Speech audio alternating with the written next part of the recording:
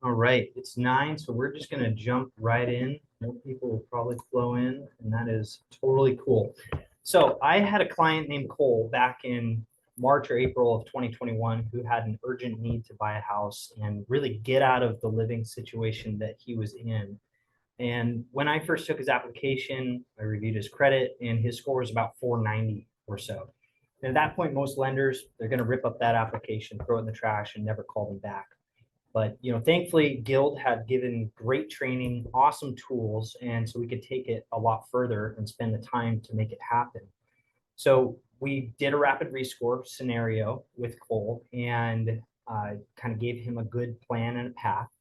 And after a couple rapid rescores, he was in the high 600s and was able to buy a house and close on it by September of 2021. And after he closed, he even told me that his score had jumped to over 700, which was fantastic. This is one of many, many client examples just like that, where they had a good plan in place. They executed that plan, they got their credit score up, and they bought a house. It's totally doable. So let's dive in here.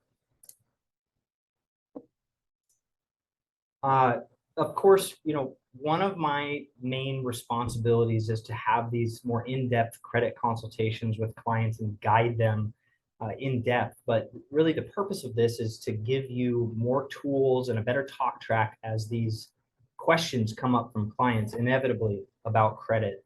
And so this is what we're going to talk about. How is a credit score calculated, checking your score, establishing credit, repairing damaged credit, improving it, with quick little hacks and whatnot, and then how to buy with bad or no credit. So I've got some different polls, so to make it interactive. This is not going to be super long. We're going to be pretty quick here.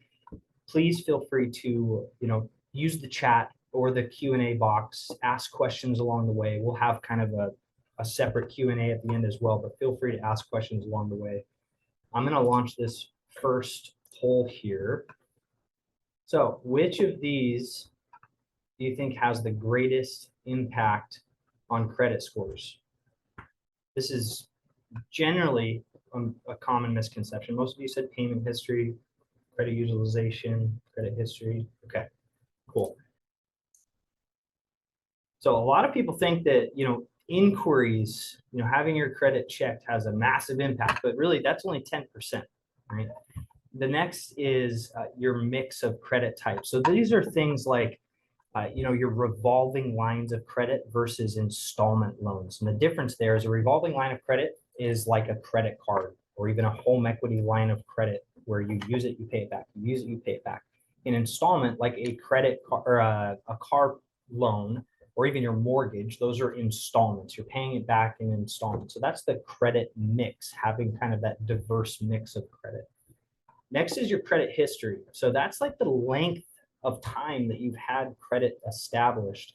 You could have one credit card and you've only had it for a year. You've been making perfect on-time payments. That doesn't mean you're going to have an 800 score because you've only had it for a year. That's also a really good point that, if you have a credit card for a while and now you've got some other ones, you've got good credit, you shouldn't necessarily just close out those cards, because if you've had, 3 for a year and 1 for 7 years and you close that out, that's going to essentially erase that, history. Next is outstanding debt. This is a big one, 30% outstanding debt. This is really talking about like your credit utilization percentage. So if you've got, a $5,000 line of credit on an Amazon card, but you're constantly at $4,000, 80% utilization, that's going to drop your score down. So you want to keep it, kind of the rule of thumb is to keep it 30% utilization or below. Me personally, and I know a lot of people, I use credit cards for everything, but I just pay them off every single month. And if you can do that, that's probably the optimal way to go. Otherwise, keep it at or below 30%. The biggest one is payment history. So if you are making late payments on credit cards or your mortgage or your car loan or whatever, that's where you are going to get dinged bad. So it's super, super important. Make your payments on time. That has the biggest impact by far on your credit. Let's move on here. So checking your credit score. A lot of people, this is one of the first questions I ask people when I'm having a pre-qual conversation is, hey, where do you think your score is right now? Give me a rough estimate. A lot of people will say, well, I have no idea. Some people will give me, hey, I think it's about this. And I'll always ask them, okay, great. Where do you find that information? The majority of people will tell me Credit Karma because it's, just push so much out there. And I'll kind of just talk about the fact that there are a lot of different types of credit reports out there. They're not all the same. And with Credit Karma, it's usually pretty far off base compared to the report that I pull to qualify for a mortgage. It's a good baseline to see where you are, but I would say 80% of the time, the score I pull is going to be lower than what Credit Karma is showing. Sometimes it'll be higher than what Credit Karma is showing. But the point is, it's not accurate compared to what I pull the majority of the time. But it gives you a baseline. Another good place to check it is annualcreditreport.com. I think that you can get 3 free credit reports a year. It's a step up from Credit Karma. It's a little bit more accurate and close. Number 3 is banking benefits. I know me personally, I have, Navy Fed, Chase, and Amex, and they all give me different credit score reports. And those are a lot more accurate compared to, my mortgage credit score per se. I think that the majority of banks will have some kind of a benefit like that, where they're going to give you some kind of a credit score report.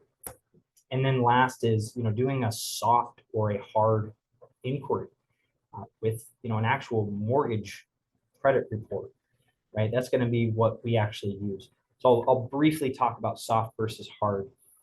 Traditionally, the mortgage industry, you only get hard inquiries to apply for a loan. And that's the difference, is you are applying for credit.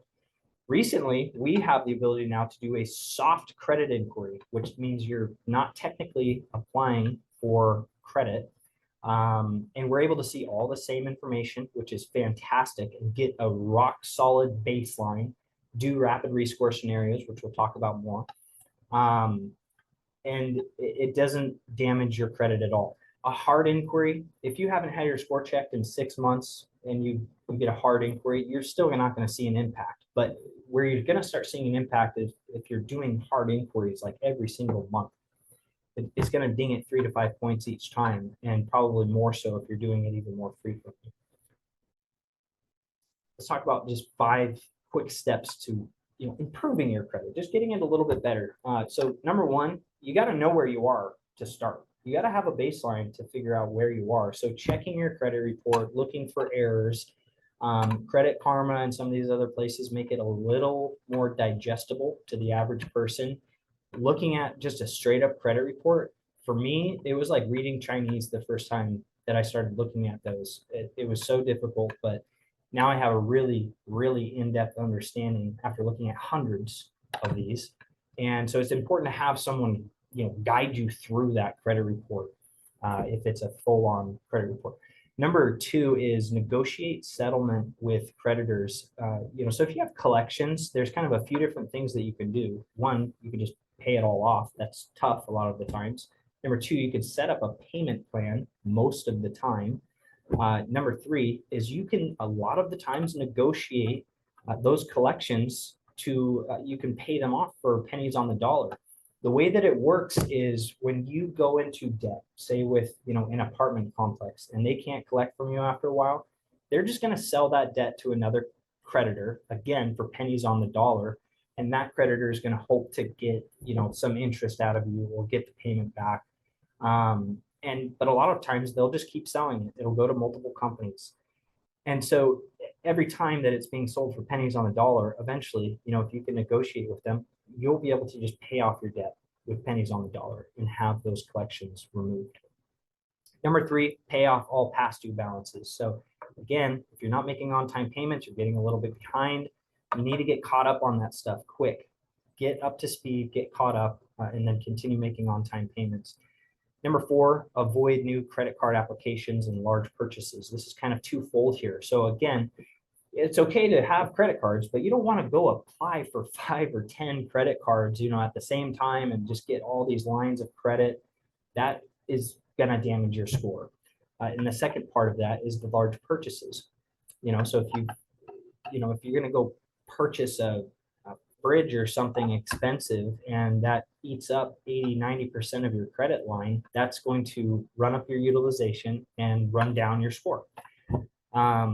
Number 5, this one is obvious, just pay your future bills and debt on time.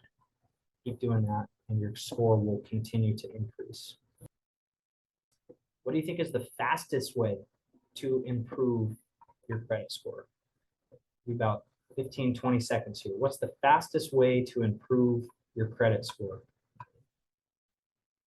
So the majority of people just said pay off all debt. Some people consolidate all debt, credit repair company. Okay, cool. So this is going to be a good conversation. Let's roll on to the next slide. So repairing damaged credit. I'll just say rapid rescores, which surprisingly nobody put. That is by far the fastest way to increase your credit score.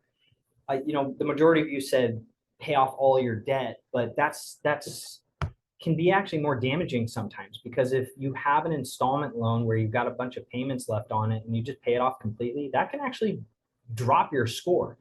So this is why it's super important to run these scenarios, because it doesn't always make sense to pay off your debt and close out all your lines and get to zero. There's usually a lot more effective ways to go about it.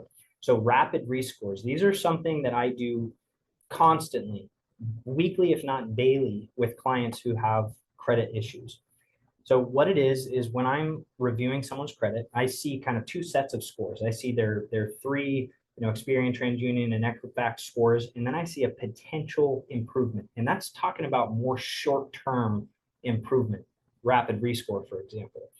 And what it will do is I can, pay, clients don't pay for this, I pay for this to run scenarios where it'll give a rock solid roadmap and say, okay, you've got, this credit card, pay that down and leave a $10 balance on it, pay this card off completely, make 1 extra payment on your car loan, etc. It'll give that, and it'll say, if you do that, you have a 90% chance of increasing your score by 30 points. And it's a really, really cool and accurate tool. And when people follow those instructions to the T, it works almost every single time. And so the rapid part of it is that can be done in literally 5 business days. So if I give someone these instructions, they go do these things, they give me payoff letters, and I submit for the rapid rescore, their score can be repulled and increased literally in 5 business days. It's awesome, and it works.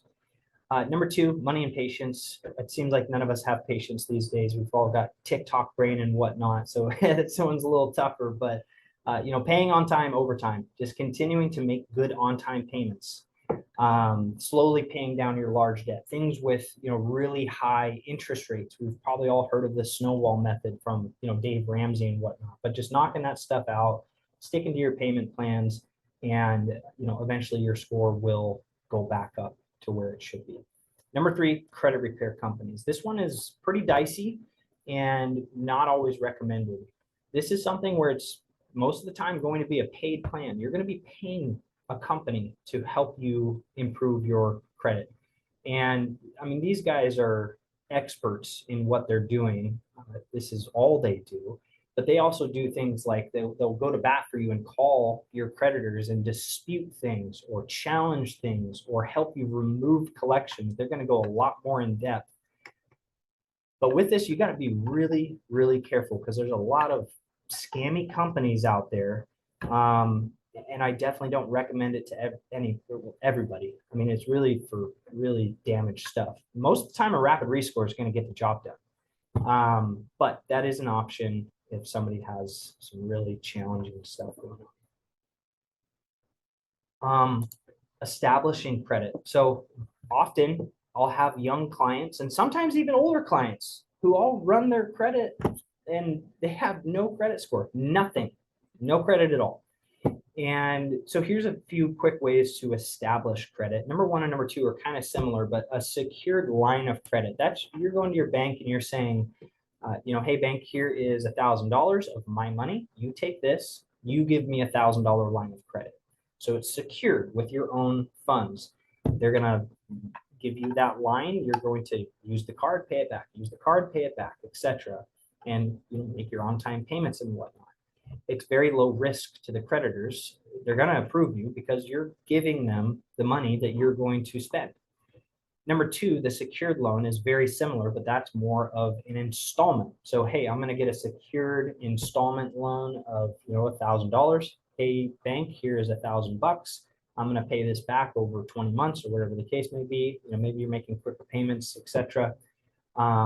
But that's another really good way to not only add to your credit mix, because if you have the secured line of credit and you have a secured installment loan, you're adding to the mix, but you're also making those on-time payments. It's a great way to establish that credit. Number three, this is more of a hack, authorized user. So if you have, maybe mom and dad have great credit, they've got great history, etc. You ask them nicely, hey, can you add me as an authorized user to your card? If they do that, that will essentially transfer all of that history from that account to your history. And now you have history there. So this doesn't work 100% of the time, but a lot of the times, you do that, you wait until you get your credit cards in the mail, maybe it's a week or 2 weeks, and then we can re-pull that credit. A lot of the times, a score will generate right away because that history has been transferred to you. So that's super cool. It's super easy. Let's see here. Another quick poll. True or false? You can buy a house without a credit score. True or false? 15 seconds or so. The majority said true. Some said false. Let's dive into that.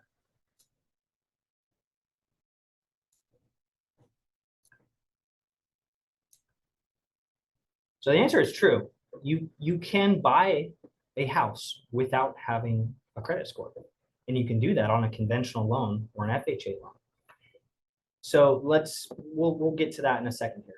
Each program is going to have different score requirements and whatnot. So we're going to kind of talk about buying with bad and then no credit. So with FHA, all of our government loans, we can go as low as 540. It's not as sexy as it sounds on all of these. For example, with FHA, if you've got a 540 credit score, yes, you can get approved. You can do a manual underwrite, but you're going to have to put 10% down. Your pricing and your interest rates are also going to be high. If you're at a 580, you can still do 3.5% down. USDA and VA are very similar, 540 with 0% down. Again, you're going to have to do a manual underwrite, which is a little more challenging. You're going to have some other compensating factors to back you up on that, and you're going to have a higher interest rate, but it's still doable. And I've had clients like this before who they made really good money, they had assets in the bank, but they just had horrible credit. So we did, FHA, 10% down, bought a house. Down payment assistance, there's a lot of different down payment assistance programs, and I do a decent amount of those loans. You got to have a 620. 620 is the minimum across the board for all the down payment assistance programs that I use. Conventional, you can go as low as 620, but I'll tell you 90% of the time, if somebody has a 620 score, I'm going to take them FHA as opposed to conventional, because the mortgage insurance with a 620 score on conventional is far higher than an FHA mortgage insurance with a 620 score. And of course, there's hundreds of other products out there. This is just a few of the main ones, right? So here's the no score thing. We have a program called Complete Rate, and this pairs with either a straight up FHA or conventional loan. If you have just no score at all, we have a tool called Account Check, and this is not only used for this program, all of the programs. It basically, you connect your online bank accounts, it analyzes your statements, and if you have no score, it's going to be able to identify some different non-traditional trade lines, maybe your Netflix account or your utility bills and whatnot, and show that, hey, these people are making these on-time payments, they have a history of doing that, they don't have a bunch of late fees and whatnot on their bank account. and you can get approved with that method. And the cool thing about it is you're not going to have a super high interest rate either, because we remove a lot of the loan level price adjustments for this program. So it can end up being pretty darn cool. I can answer questions about that if you guys have any. Bankruptcies. So this is a big common thing. So many people won't even attempt to apply for a home loan because they have a bankruptcy and think, oh, nope, I got to wait 7 years until that falls off my credit report. Not true. Helped plenty of people buy houses who have a bankruptcy. Now, it's typically 2 to 4 years from the discharge date, depending on the program. Fannie is different, Freddie is different, FHA, USDA, VA, they're all different with their requirements, but it's 2 to 4 years. Government is always going to be less than conventional. So for example, in FHA, it's going to be 2 years from the discharge date. Now, it can be 1 to 2 years with extenuating circumstances. This is pretty tough to prove, but if you've got documentation on some really bad stuff that happened, maybe you got a car crash and you're in the hospital for 6 months and you got behind on all this, that, and the other, you couldn't work. We can prove those extenuating circumstances and cut down that time, which is kind of cool. So let's jump into the next and one of the final slides here. These are just some quick credit hacks. So adding rent and utilities to your credit report, self-reporting is a big one. I see some people do this, but not enough. You can call your landlord and say, hey, I would like to add my rent. I would like you to report that to my credit bureau. Same thing with your utilities. You can self-report that. That's a really good and quick way to start building or improving your credit.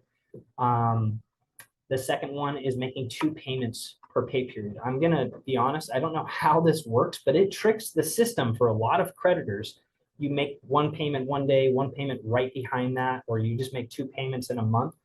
Something about that tricks some of these creditor systems into thinking that you're making more payments, even though it's within the same month and time period, and that can help increase your score.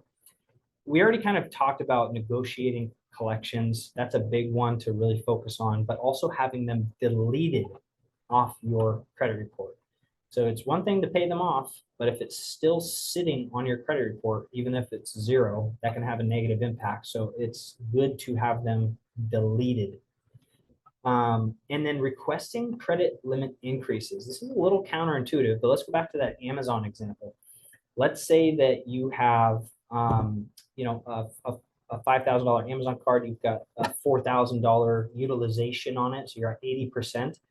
If you've been making good on-time payments and you've got halfway decent credit and you request a credit limit increase, maybe that goes to 7,000 or 10,000, you just went from a 40 or an 80% utilization to a 40% utilization. So you increase your line and you drop that utilization down significantly percentage-wise, and that's something that can very quickly boost your score in a good way. I've got one more poll here. One more poll. This is just a quick recap. We're going to go into kind of questions after this. This is anonymous. I'm not going to get my feelings hurt here. It's completely anonymous. What was useful from this? I know it's super quick, down and dirty. What was useful from this, or was nothing useful? About 15, 20 seconds. Cool. Totally appreciate that. That's really helpful for me to make these better in the future. That is pretty much it. Like I said, down and dirty, quick little hacks and whatnot. So before I close out, I want to open it up for questions, comments, thoughts. I'll give you all a little bit here. Throw them in the chat. Throw them in the little Q&A box there. Whatever questions you have.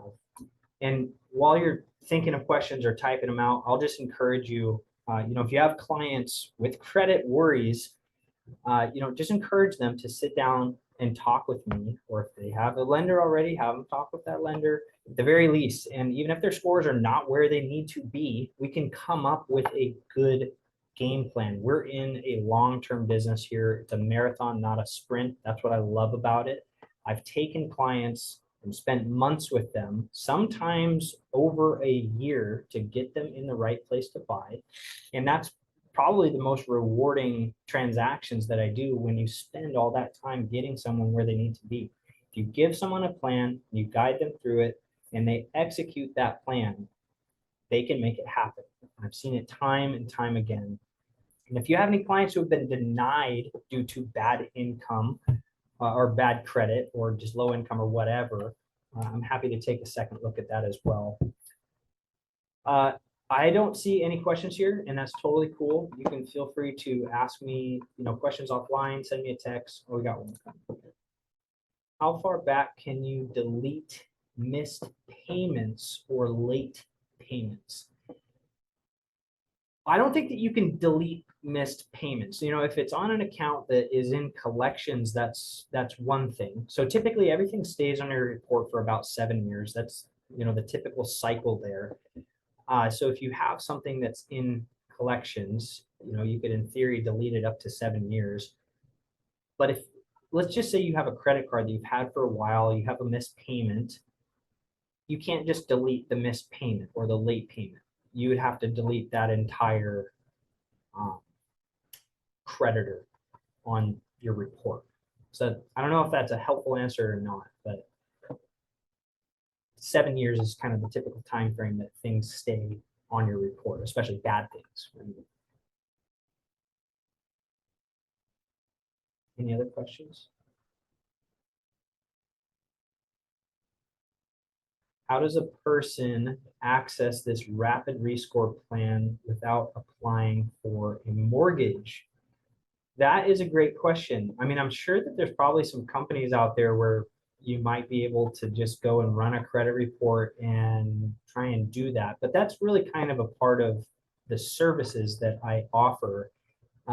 It's a part of the credit report company that we work with. They offer that as a tool. Informative Research is who we use.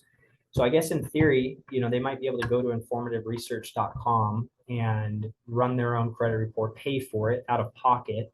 We don't charge for credit reports, up front or anything. We don't charge for the rapid rescores. Another part of that is rapid rescores are very, very expensive. And again, we don't charge for them, but we cover all of that. But if we're doing a rapid rescore for like a few different lines across 3 different bureaus, it can get up to, like $100 to $300, but we just cover that. So, I mean, we could pull their score without them actually fully applying. That's a good question.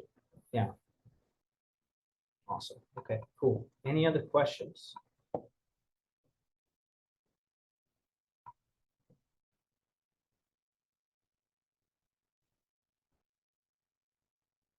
Okay, I think I'm going to leave it at that.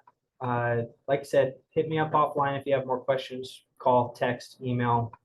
I appreciate everybody being here and taking the time, and look forward to talking with you all soon. Have a phenomenal rest of your day.